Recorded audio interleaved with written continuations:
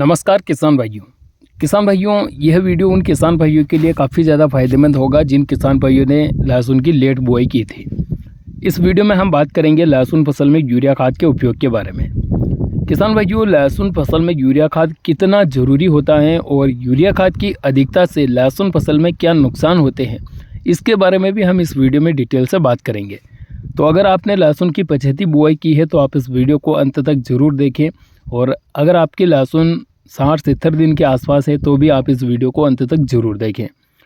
किसान भाइयों, video start करें उससे पहले अगर आपने अभी तक हमें फॉलो नहीं किया है तो हमें फॉलो कर लीजिए, वीडियो को लाइक और अधिक से अधिक किसान भाइयों तक इस वीडियो को शेयर ज़रूर कीजिए। किसान भाइयों, लहसुन की फसल को नाइट्रोजन की काफ़ी ज़्यादा मात्रा में आवश्यकता होती है, लेकिन लहसुन फसल में भी एक समय होता है, उस समय तक यूरिया खाद की आवश्यकता पड़ती है। वो समय निकल जाने के बाद अगर आप नाइट्रोजन की अधिकता अपने लहसुन में देते हैं तो उससे विपरीत प्रभाव पड़ता है और आपकी पैदावार प्रभावित हो सकती है।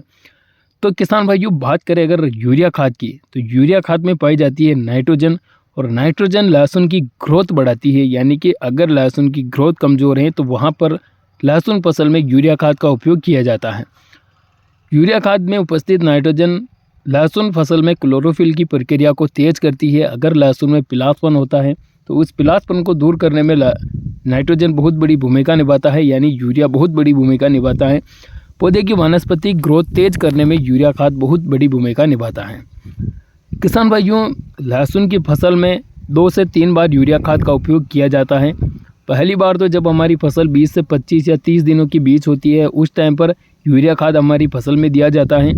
दूसरी बार 40 दिन की अवस्था पर, 45 दिन की अवस्था पर दिया जाता है, और तीसरी बार जब हमारी फसल 50 से 55 दिन की हो जाती है तो उस समय पर लहसुन फसल में यूरिया खाद दिया जाता है।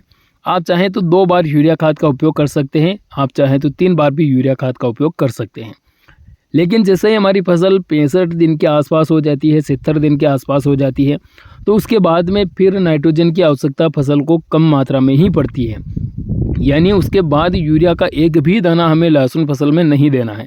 70 दिन की लहसुन होने के बाद एक भी यूरिया खाद का दाना अपनी लहसुन में ना डालें, ये गलती आप कभी ना करें। किसान भाइयों, अगर आप 70 दिन के बाद भी यूरिया खाद अपनी लहसुन फसल में डालते हैं तो वहाँ पर लहसुन के कंद फटने, तना फटने जैसी शिकायत आती है।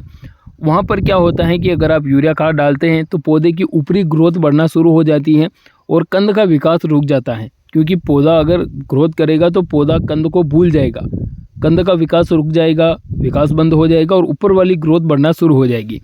तो किसान भाइयों, 70 दिन के बाद तो हमें केवल लहसुन में बनने वाले कंद पर ध्यान देना है, तो बाद में आप ग्रोथ प्रमोटर खाद ना डालें।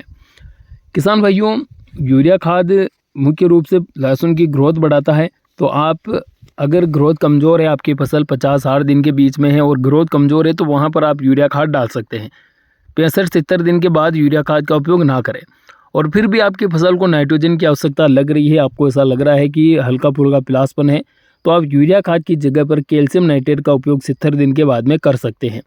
कैल्शियम नाइट्रेट में भी नाइट्रोजन पाई जाती है, जो कि नाइट्रेट फॉर्म में पाई जाती है, जो पौधे की ग्रोथ नहीं बढ़ाती है बल्कि उसमें आने वाले पीलापन को दूर करती है, और जो ग्रोथ पौधे की वर्तमान में चल रही होती है उसको जो है एक समान चलाए रखती है। यानी कि ना तो पौधे की ग्रोथ कमज़ोर होती है, ना ही ग्रोथ ज़्यादा बढ़ती है, बस पीलापन दूर हो जाता है और फसल के लिए भी अच्छा काम हो जाता है। तो आप 70 दिन के बाद में कैल्शियम नाइट्रेट का उपयोग कर सकते हैं।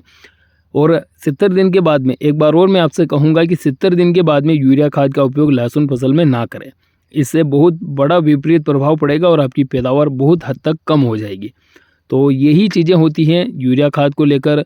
किसान भाइयों के मन में हमेशा सवाल उठे रहते हैं कि 70 दिन पर यूरिया खाद का उपयोग करें, 90 दिन पर करें, तो 70 दिन के बाद में तो आपको बिल्कुल यूरिया नहीं देना है। किसान भाइयों, इस वीडियो में हमने यूरिया खाद के उपयोग के बारे में बात की है। वीडियो अच्छा लगा तो वीडियो को लाइक करें और हमें फॉलो ज़रूर करें। धन्यवाद।